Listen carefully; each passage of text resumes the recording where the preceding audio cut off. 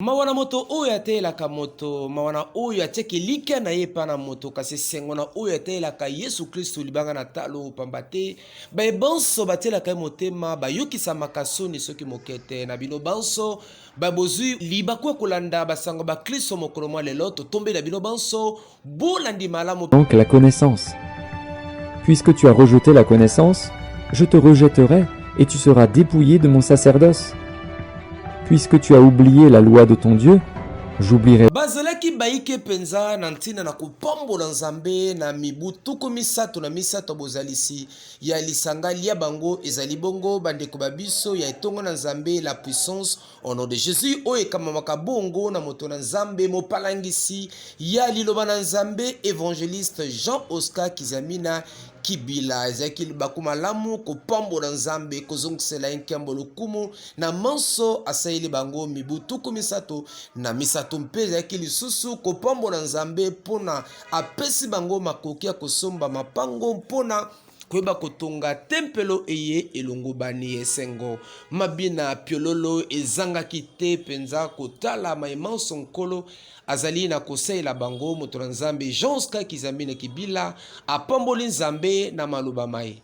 Pour Nabiso Ngolo, merci à Salel Bisso de nos 33 ans du ministère jour pour jour. Un ministère qui a commencé de néant, de nulle part, qui était banté. Et Dieu a fait que ce ministère s'est étendu à travers le monde. Tout petit merci. Tout ça, il y a une acquisition d'un grand terrain pour tout bâtir l'église. Et Dieu nous a donné des moyens pour en avoir. Mais on a une phase à bâtir. Et on voit tout ça l'équipe pour les merci Nzambe et nous a salé le biso. Tout petit merci Nzambe. Dieu le bi mutumo a salé ça qui fête. Bawa bengi ça bayaki te. Balokota ki batuna balabala bayaki na fête wan pour bali ba sepela. Donc bo baye gloire à Dieu bo balandi biso na musika Nzamba pambola bango. Bo pour soutenir biso na phase de construction d'une grande église. Par un nombre de notre église à 2000 places au Kogaté, 3000 au Kogaté. Nous pensons aller au-delà de 3, de 5000, 6000 places assises pour atteindre le ministère. Et nous demandons à toute personne de bonne volonté qui peut nous soutenir dans ces grandes œuvres que nous avons. Nous avons tous ça de cœur na bango, tous bon de la pona na bango, Nzambe. Apesa bango makasi, apesa biso nyonso makasi po tolonga na kata bituma nyonso toza na yango. Donc Congo eza biso na autre terre awa. Tous on a besoin de bakonzi, oh balingi mboka, bakonzi bazali honnête, bazali sincère, ceux qui font savoir faire la part des choses, ba poche na bango na ya l'état pour te mboka na biso tonga. Tika tenkolo akoba seko koba na kopambola mosala na mpe kosunga ete lotomo oyo apesi na mosai na ye ekende se liboso. Moto na nzambe Stéphane Nkuna ne lobeli ya journal télévisé chrétien akobenga basai na nzambe pe bana nzambe banso babenga mekati na lotomo na malakisi kitoko oyo azali kobongisa. Merci beaucoup na ndenge bo invité ngai na plateau pona kolobela makambo oyo etali atelier de formation sur la délivrance. Bandeko balandi boyebi que na cadre ya ministère ya réconciliation pour biso tozali ko diriger tobongisaka chaque année à l'intention ya basali na nzambe nyonso pe ba collaborateur na bango ba assise oyo tozali kobenga atelier de formation sur la délivrance. Atelier de formation sur la délivrance tolobaka ezali formation ya ba leader dans le domaine de la libération des captifs parce qu'aujourd'hui makambo ebele ezali kosalama na domaine wana. C'est que nous voulons vraiment montrer les procédures bibliques oyo bato bakoki kosalela mpona kodélivrer par exemple bato baza na kindoki, bato basalela occultisme, bato oyo baza na basituation ya bamari femme de nuit, bamaladies diverses, etc. C'est que atelier de formation sur la délivrance ebanda kala to bandango na 1998. Aujourd'hui, tozali na 23e, disons 24e assise, 24e édition awa. Et ça la maka awa na Kinshasa, mais et ça la maka pe na ba province pe na ba mboka mipaye. Mais cette année, à cause du fait que tu organisaki milulu minen à l'occasion ya 30e anniversaire ya ministère ya réconciliation, cette année tokosala atelier ndenge tomesana kosala te toute une semaine. De 8h à 15h ou de 8h à 16h. Mais cette année, organiser une session spéciale il y a formation pour na basali na Nzambe pe ba collaborateur na bango. Et session spéciale wana ekozwa tout simplement 3 jours. 3 jours du 28 au 30. 28, 29, 30. C'est-à-dire il y a 100 ans au août. Ils allaient chaque jour à partir il y a 9h et commanda aussi là na 13h.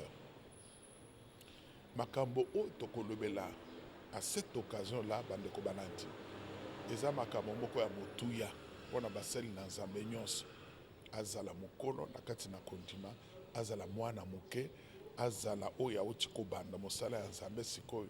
Même bandimi moto oyo andimela nkolo Yesu Kristo alingi ayeba.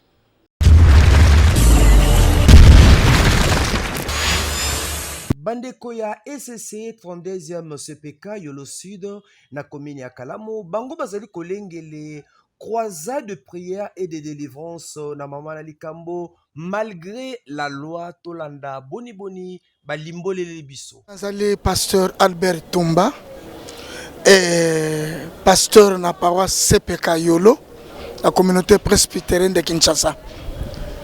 Ya solo moni ba fiche ezali milulu moko ya kafu kafu. Milulu moko ya makasi penza tozo organiser. Et thème nango munene ezali malgré la loi, malgré mobeko, malgré makambo eza na ndaku na bino, malgré oyo bakoko na bino basala. S'il faut mourir, na kokufa, na kokota, na ko percer. Eza milulu moko ya percer makasi penza. Kobanda lundi le 22 jusqu'à vendredi le 26. Donc ezali kambo munene pona bana Nzambe nde tobengi Yolo, Kimbangu, Mombele, Makala, Ngaba, Kauka, Matonge, Boya et Belé. Ezali 5 jours devant la présence de Dieu. Vous aurez des solutions na ba problème na bino parce que tu thème ya kitoko malgré la loi.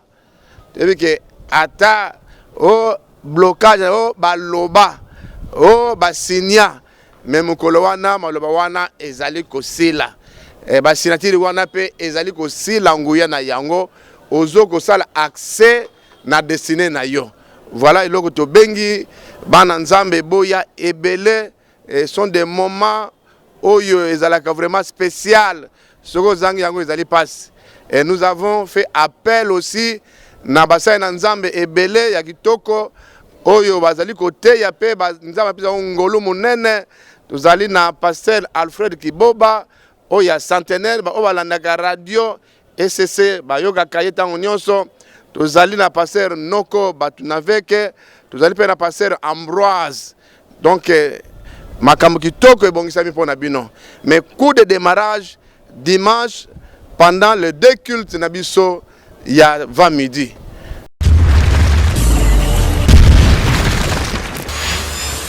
Mosana Nzambe Gode Sam azali moto o Nzambe abenga nantina naeba kibongo kobongisa milulu minene nantina kopambola baye baumeli kati na libala mpe libala na bango epesi esengo mpe bakomi bato ya ndakisa eba kikopesa bango mapolomi nantina na kopambola Nzambe lokola elembo ya koumela na bango kati na libala lokwa bana. Bon lelo biso tout d'abord tozali assemblée chrétienne vie dans la parole.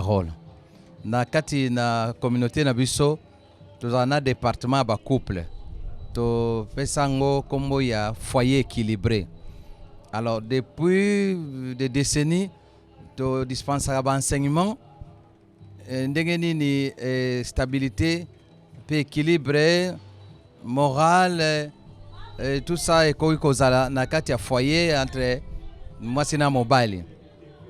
Alors maintenant, pour la date le 1er août, tu sais qui honorer le couple depuis l'année d'enseignement na biso na 2 décennies aussi, il faut le dire, et tu enregistrer autant de couples oyo ba régulariser ma bala na bango, c'est-à-dire ba longwe na union libre comme pendant mariage officiel pe légal tozali contraindre bato bakende te na epai na officier état civil. Alors si makola na enseignement wana o penda bazwi conscience tomona ke bamosusu pe bako continuer ko servir nzambe kaka bongo te soki bato baza ko tolérer union libre te na etumbelo na nzambe. Ils sont dans la fornication quoi. Donc il faut mutu a honorer moi si. Alors oyo basaleli enseignement na biso wana bakokisi mariage na ba famille ke na l'état et baye na église to bénir to sepere ki lelo le 1er août fête ya ba parents na occasion wana to pesa bango to délivrer bango ba diplôme to pesi au moins plus d'une trentaine diplôme na ba couple marié officiellement et légalement. Baleka na bénédiction to sélectionner bango na livre d'or na biso nombre wana. Alors to invitaki basali nzambe mususu ndenge na mokuse avant cérémonie ya remise ya ba diplôme en mariage wana ba enseigner lokola révérend Lundo Gaston ya vie nouvelle lokola révérend Tridon Yakasongo, donc la révérend Jean-Justin Kamba à Centre Évangélique Bethany. Alors, l'enseignement nous a encouragé l'Église. Dans tout ça, lancé bon sous interpellation dans Basali Nzambe que les lots phénomène social oyo eza battre record dans mboka na biso phénomène enfant de la rue. Toyekoli makambo ebele parmi ba cause nango o esali ke bana ba telenga na balabala. Parmi tant d'autres causes il y a le divorce.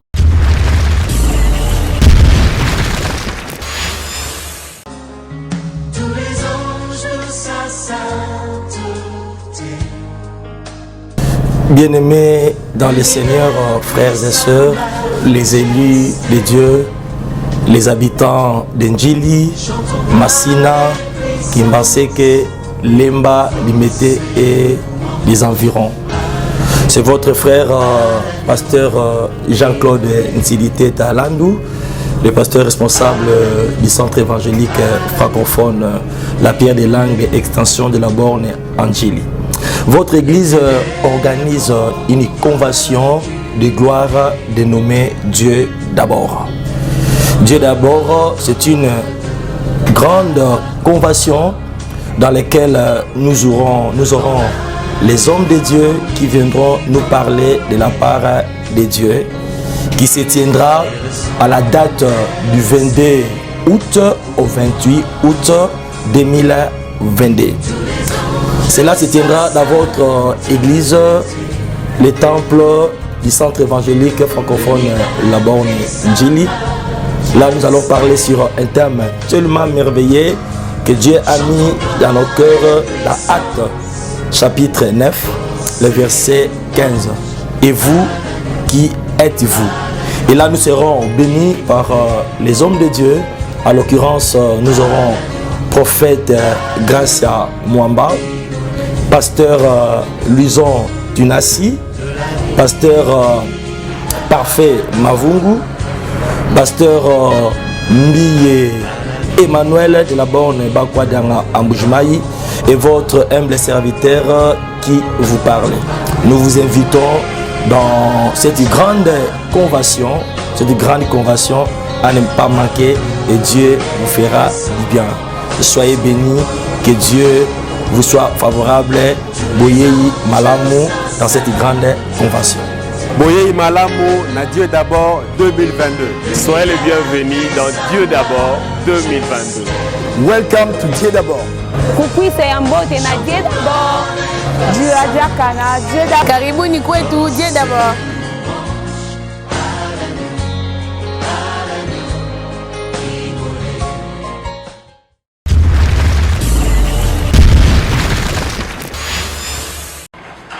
C'est au cours d'une conférence de presse tenue ce jeudi 11 août 2022 dans les temples de la paroisse Parole du Salut, extension de la Borne dans la commune de La Gombe, que les pasteurs Joseph Bondo de la Borne UPN, Israël Sembe de l'Arche de l'Alliance Massina et Kali Kassenda de Parole Éternelle Bandalungwa ont communiqué sur l'organisation de la convention missionnaire à Kinshasa. Pour les pasteurs Bondo, cet événement qui a pour thème l'urgence de la mission va pour une fois encore réunir toutes les paroisses et extensions de la Borne, membres de la communauté des Assemblées des Dieux. Alors, ça sera des moments de communion entre les frères, entre les sœurs, entre les serviteurs de Dieu, des moments pour essayer si vous voulez, de booster notre vision missionnaire, qui est une des raisons d'être de nos assemblées et par-delà, raison d'être même de l'Église, de par sa vocation,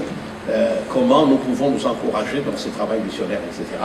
Du 16 au 19 août 2022, 2 services seront tenus, à savoir la plénière du 16 au 19 août 2022 de 16h à 19h à la cathédrale du Centenaire protestant et l'école du ministère du 17 au 19 août de 9h à 13h au temple Parole du Salut, une nécessité pour la croissance de l'Église. Quand nous travaillons sous couvert le Seigneur, et il agit avec nous comme il devrait agir à lui-même, enseigner la parole, et guérir les malades et renvoyer libre les opprimés. Donc ça, le peuple de Dieu que nous ne sommes pas en dehors du peuple de Dieu. Le peuple de Dieu que nous sommes, tous nous bénéficierons de l'activité du Saint-Esprit pendant ce programme. Sont annoncés à l'enseignement les pasteurs Israël Sembe, Jacques Landou, pasteur Joseph Bondo, Jean-Claude Safari, Cécile Bomboko, Noëlla Lomane, Guy Amani et Maurice Mouéou. Il sied de souligner que l'église La Borne a été fondée en 1984 par le missionnaire et révérend Jacques-André Verneau et compte à ses jours plus d'une centaine de paroisses et extensions à travers les mondes. Voilà.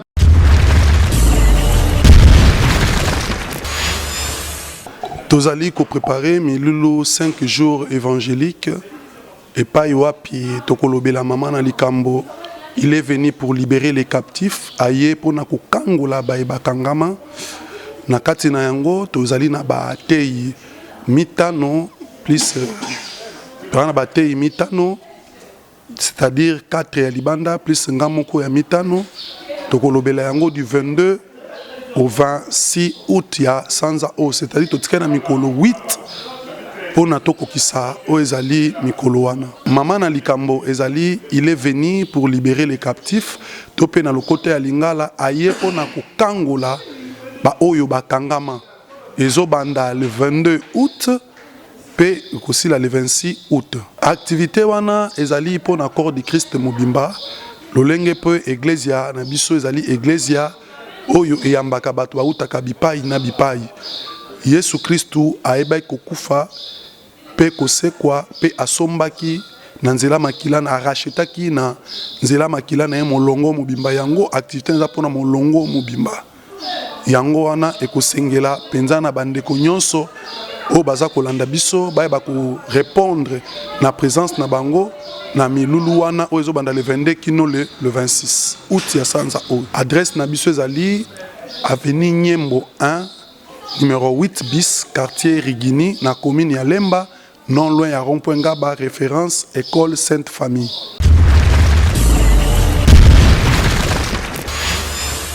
Église pentecôtiste de la victoire oyo ekamami bongo na ntoma na nzambe Alpha Loshima bango pe lokola bazali kobengisa basali na nzambe pe bana na nzambe na mayangani oyo bazali kolengele tolanda boni moto na nzambe Alpha Loshima apesi biso maluba na lobake to na kati ya milulu na biso na tozolobela sur la vision puis tozali komona ete likambo yango Congolais bazali penza ko maîtriser yango te.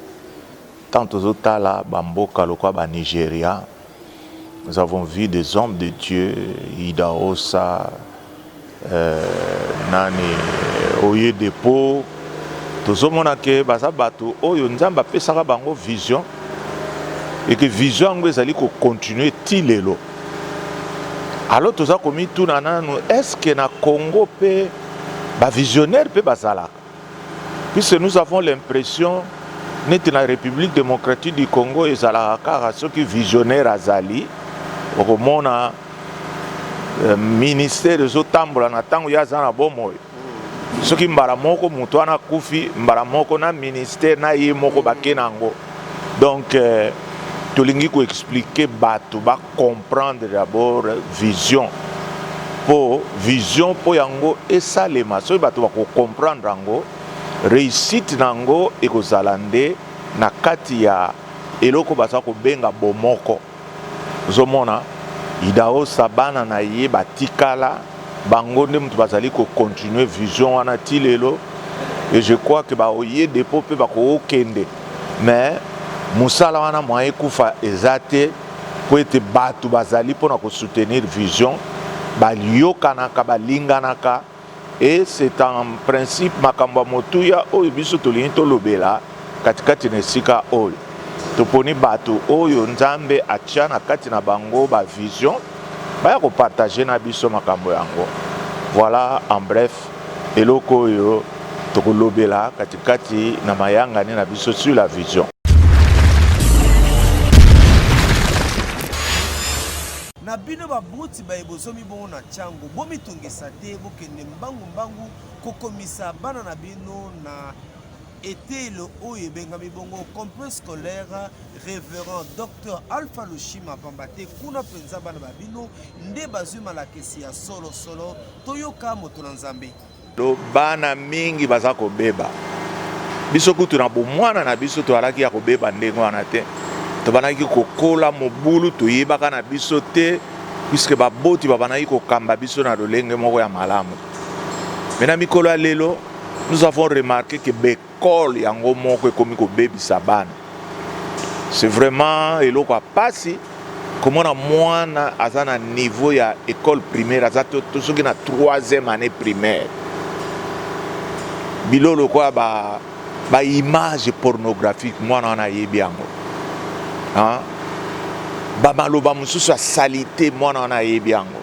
Mwana wana ayekolaka makambo wana wapi. Donc tozomona ke balakisi mususu baza kotangisaka bana na biso na kati na bekole oyo ezanga tina balonaka milona ya mabe katikati na bana na biso. C'est pourquoi epesaki biso mayele tosala nini tosala école na biso pembeni na église ezala lokola prolongement ya makambo na biso oyo ezosalama na kati ya bonzambe kota tina bekole bana bayekola kosambela bana bayekola liloba na nzambe nde sikasikoyo bamakambo na bango ekotambola malamu te. C'est ce qui nous a poussé tokoka kotonga école wana.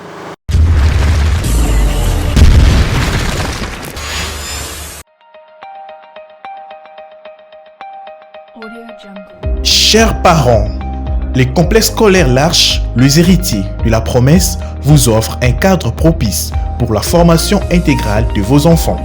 Les complexes scolaires L'Arche, les héritiers de la promesse, Jésus-Christ au centre des systèmes éducatifs pour un Congo nouveau. Chers parents, n'hésitez pas d'inscrire vos enfants au complexe scolaire L'Arche, les héritiers de la promesse.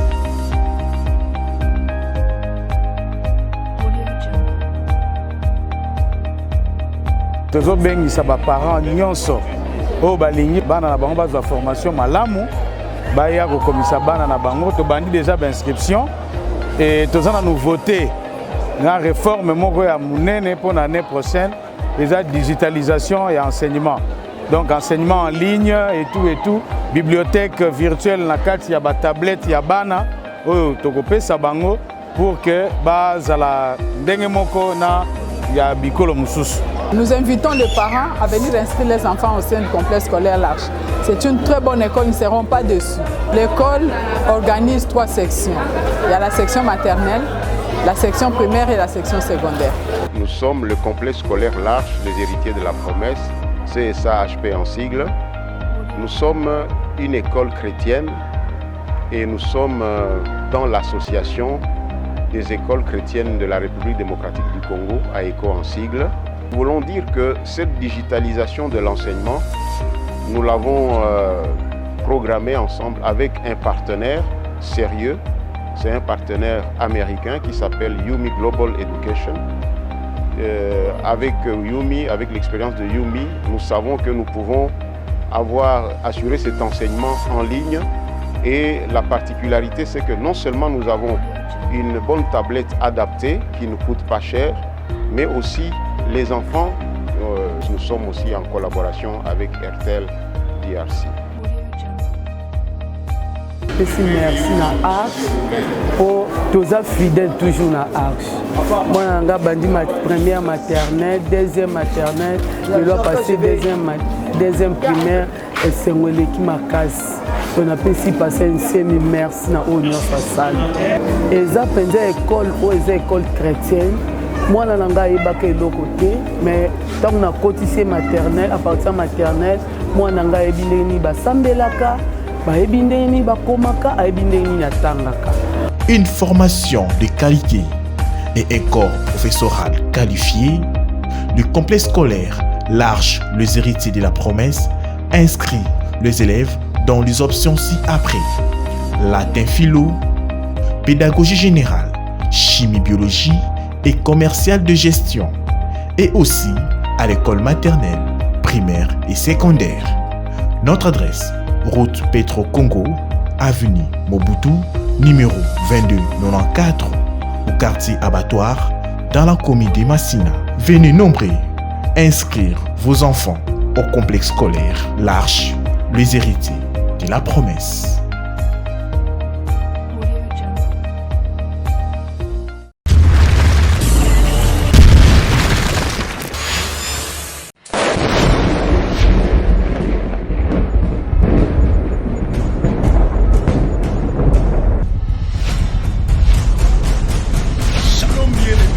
Seigneur, todiki totelemisa tango siko lokola Josué asala ki bien-aimé. Tozui décision pour que tout doit changer. Bien-aimé dans le Seigneur, nazo ningana présenter yo mutu. Mutu wana zana kombo a Jésus-Christ de Nazareth. Bien-aimé, tolobi que te makambu nyonso, il faut échanger à partir de lui.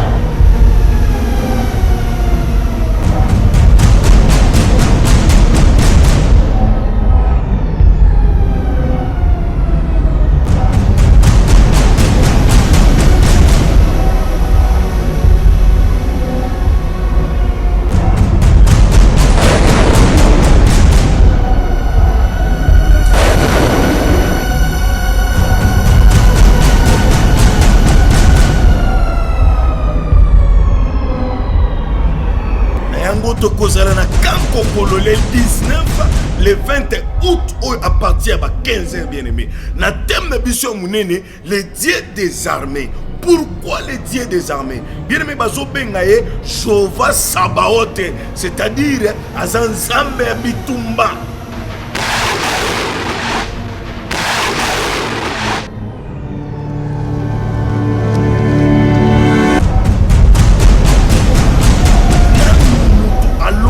Azati, Utamoki Banda, Jésus-Christ de Nazareth, l'homme de décision, il y a un téléma, la campagne Oyo, pour un Oyo, nous sommes et ce salement na Katia Congo, na Katia armée, na Katia église, na Katia foyer, na Katia société, tozo boyango nyonso, na zone ngana informé yo. Nzambe a utilisaka eloko nyonso oyo ye akela. Tokozwa neti mupepe, tokozwa neti mutu, tokozwa neti mabele, nyonso Nzambe utilisaka ngo. Mais mukolo wana bien-aimé, na zone ngana ebisa yo, Nzambe ako utiliser maloba na ya munoko ekobima na forme ya moto oyo nyonso okoboya nde ekosalema. Souviens-toi bien-aimé, talaba 4 lépreux bazo tambola na makolo, bazo kende motema ya kosuka, basangi ya kosala, babito kende komitika. Mais yokanga bien-aimé, makolo na bango ezole la ndenge mosusu mais na ka banguna na bango ezolela na forme mosusu bien aimé. Bozalaki ebele ya kolanda basanga ba Kristo mokolo mwa lelo tika ete nkolo apambola bino mpe azali yano na mikumba mya bino bolembete basolisanga miso na biso se na ngomba.